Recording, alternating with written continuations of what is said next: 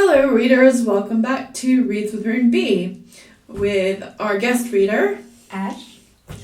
and our new book, A Little Princess, Dun, dun, dun. by Frances Hodgson Burnett. And we are on Chapter 4, Lottie. If Sarah had been a different kind of child, the life she led at Miss Minchin's select cemetery for the next few years would not have been at all good for her. She was treated more as if she were a distinguished guest at the establishment than as if she were a mere little girl. If she had been self-opinionated, domineering child, she might have become disagreeable enough to become unbearable through being so much indulged and flattered. If she had been an indolent child, she would have learned nothing. Privately, Miss Minchin disliked her, but she was far too worldly a woman to do or say anything which might make such a desirable pupil wish to leave her school. She knew that quite well that if Sarah wrote to her papa to tell him she was uncomfortable or unhappy, Captain Crewe would remove her at once. Miss Minchin's opinion was that if a child were continually praised and never forbidden to do what she liked, she would be sure to be fond of the place where she was so treated. Accordingly, Sarah was praised for her quickness at lessons, for her good manners, for her amiability towards her fellow pupils, for her generosity if she gave a sixpence to a beggar out of her full little purse. The simplest thing she did was treated as if it were a virtue, and she might not have had the disposition, and if she had not had a disposition and a clever little brain, she might have been a very self-satisfied young person. But the clever little brain told her in a great many sensible and true things about herself and her circumstances, and now and then she talked things over with Ermengarde as time went on. Things happen to people by accident. She used to say. A lot of nice accidents have happened to me. It just happened that I always liked lessons and books and could remember things when I learned them. It just happened that I was born with a father who was beautiful and nice and clever and gave me everything I liked. Perhaps I'm not really a good temper at all, but if we have everything you want and everyone is kind to you, how can you help but be good-tempered? I don't know, looking quite seriously, how I shall ever find out whether I'm really a nice child or a horrid one. Perhaps I'm a hideous child, and no one will ever know, just because I never have any trials. Lavinia has no trials, said Ermengarde stodily. And she is horrid enough. Sarah rubbed the end of her little nose reflectively as she thought the matter over. Well, she said at last, Perhaps that is because Lavinia is growing. This was the result of a charitable recollection of having heard Miss Amelia say that Lavinia was growing so fast that she believed it affected her health and temper. Lavinia, in fact, was spiteful. She was inordinately jealous of Sarah. Until the new pupil's arrival, she had felt herself the leader in the school. She had led because she was capable of making herself extremely disagreeable if the others did not follow her. She domineered over the little children and assumed grand airs, which were those big enough to be her companions. She was rather pretty, and it had been the best dressed pupil in the procession when the select ceremony walked out 2 by 2, until Sarah's velvet coats and sable mufflers appeared, combined with drooping ostrich feathers, and were led by Miss Minchin at the head of the line. This at the beginning had been bitter enough, but as time went on it became apparent that Sarah was a leader too, and not because she could make herself disagreeable, but because she never did. There's one thing about Sarah Crewe, Jessie had enraged her best friend by honestly saying. She's never grand about herself the least bit, and you know she might be, Lavvy. I believe I couldn't help being just a little bit if I had so many fine things and was made such a fuss over. It's disgusting the way Miss Minchin shows her off when parents come.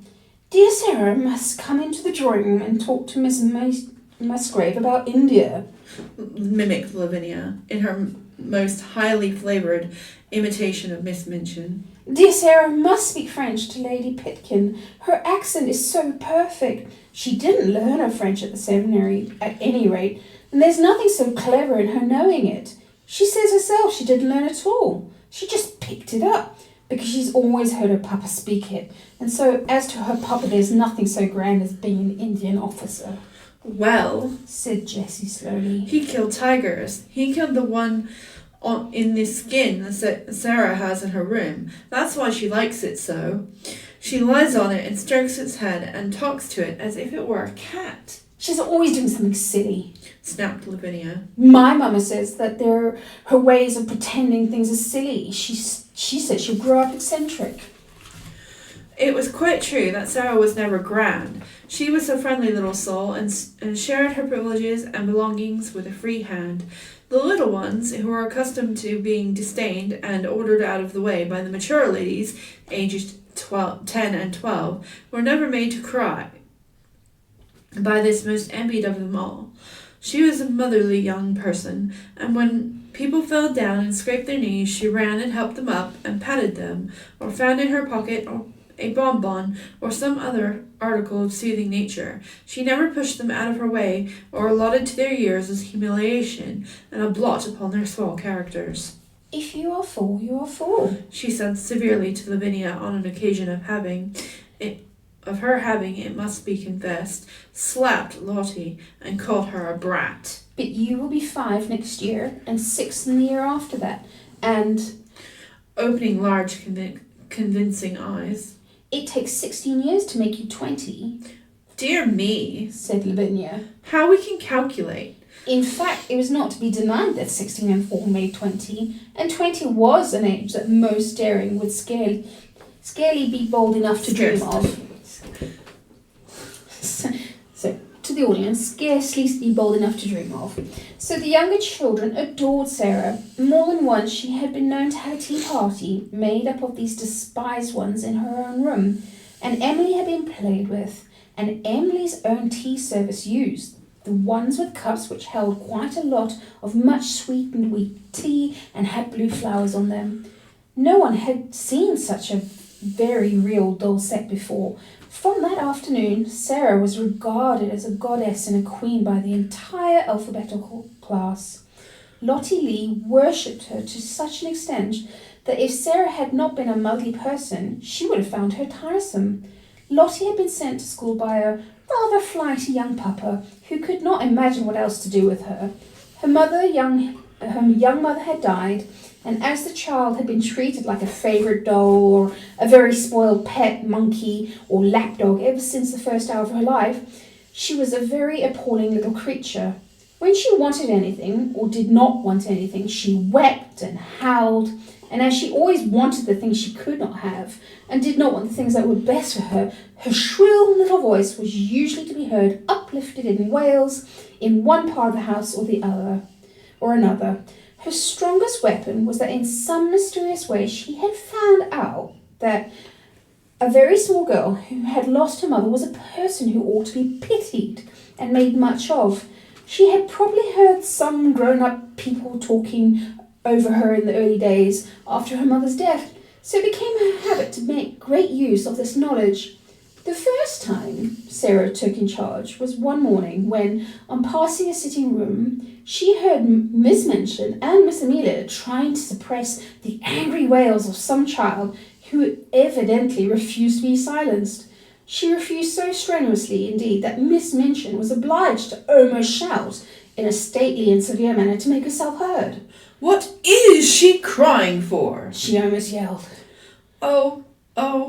Oh, Sarah heard. I haven't got any mama, Oh, Lottie! screamed Miss Amelia. Do stop, darling. Don't cry. Please don't. Oh, Lottie howled tempestuously. I haven't got any mama, She ought to be whipped. proclaimed Miss Minchin. You shall be whipped, you naughty child. Lottie wailed more loudly than ever, and Miss Amelia began to cry. Miss Minchin's voice rose until it almost thundered, and then suddenly she sprang up from her chair in impotent indignation and flounced out of the room, leaving Miss Amelia to arrange the matter.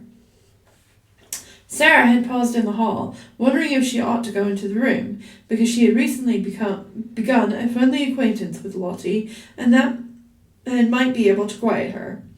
When Miss Minchin came out and saw her, she looked rather annoyed, and then she realized that her voice, as having been heard from inside the room, could not have sounded either dignified or amiable.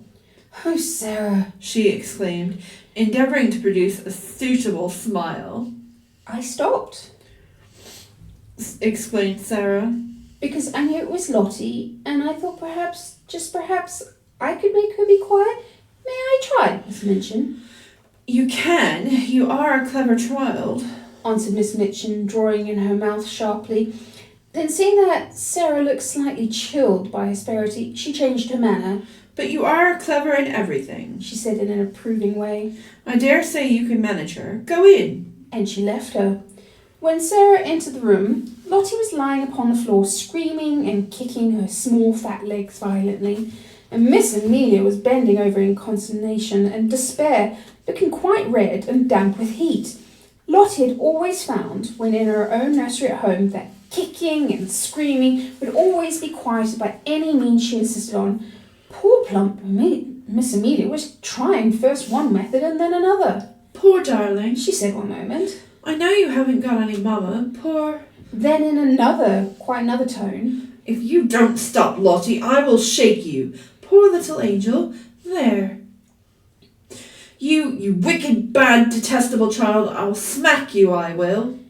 Sarah went over to them quietly. She did not know at all what she was going to do, but she had a vague inward conviction that it would be better not to say such different kind of things quite so helplessly and excitedly. Miss Amelia, she said in a low voice. Miss Minchin says I may try to make her stop. May I? Miss Amelia turned and looked at her hopelessly. Oh, do you think you can? She gasped. I don't know whether I can, answered Sarah, still in a half whisper. But I will try. Miss Amelia stumbled up from her knees with a heavy sigh, and Lottie's little legs kicked as hard as ever. If you will steal out of the room, said Sarah, I will stay with her. Oh, Sarah, almost whimpered Miss Amelia. We've never had such a dreadful child before. I don't believe we can keep her. But she crept out of the room and was very much relieved to find an excuse for doing it. Sarah stood by the howling, furious child for a few moments, and then looked down at her without saying anything, then sat down flat on the floor beside her and waited. Except for Lottie's angry screams, the room was quite quiet. This was a new state of affairs for little Miss Lee, who was accustomed, when she screamed, to hear other people protest and implore and command and coax by turns. To lie and kick and shriek and find the only person near you not seeming to mind in the least attracted her attention. So she opened her tight-shut, streaming eyes to see who this person was. It was only another little girl, but it was the one who owned Emily and all the nice things, and she was looking at her steadily, as if she was merely thinking. Having paused for a few seconds to find this out, Lottie thought she must begin again, but the quiet of the room and Sarah's odd, interested face made her howl rather half-hearted. I haven't any mama, she announced, but her voice was not so strong. Sarah looked at her more steadily, but with a sort of understanding in her eyes. Neither have I, she said. This was so unexpected and that it was astounding. Lottie actually dropped her legs, gave a wiggle, and lay and stared. A new idea will stop a crying child, like nothing else. Also, it is true that while Lottie disliked Miss Minchin, who was cross, and Miss Amelia, who was foolishly indulgent, she rather liked Sarah, little as she knew her. She did not want to give up her grievance, but her thoughts were distracted from it, so she wriggled again, and after a sulky sob, she said, Where is she? Sarah paused for a moment because she had been told that her mama was in heaven, but she had thought that there was a great deal about the matter, and and her thoughts had not been quite like those of other people. She went to heaven, She said. but I'm sure she comes out sometimes to see me, though I don't see her. So does yours? Perhaps they can both see us now. Perhaps they're both in this room. Lottie sat bolt upright and looked about her. She was a pretty little curly-haired creature, and her eyes were round, and her round eyes were like wet forget-me-nots. If her mamma had seen her during the last half hour, she might not have thought her the kind of child who ought to be related to an angel. Sarah went on talking. Perhaps some people might think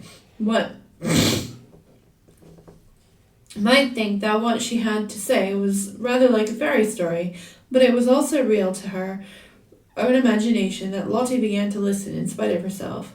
She had been told that her mamma had wings and a crown, and she had been shown pictures of ladies in beautiful white nightgowns who were said to be angels. But Sarah seemed to be telling a real story about a lovely country where real people were.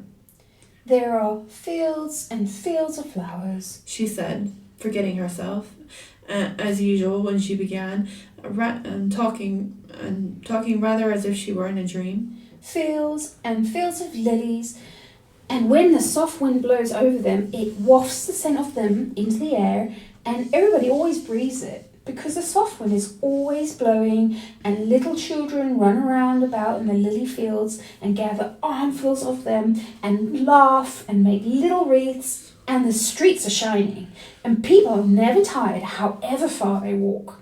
They can float anywhere they like, and there are walls made of pearl and gold all around the city, but they are low enough for people to go and lean on them and look down into the earth and smile and send beautiful messages.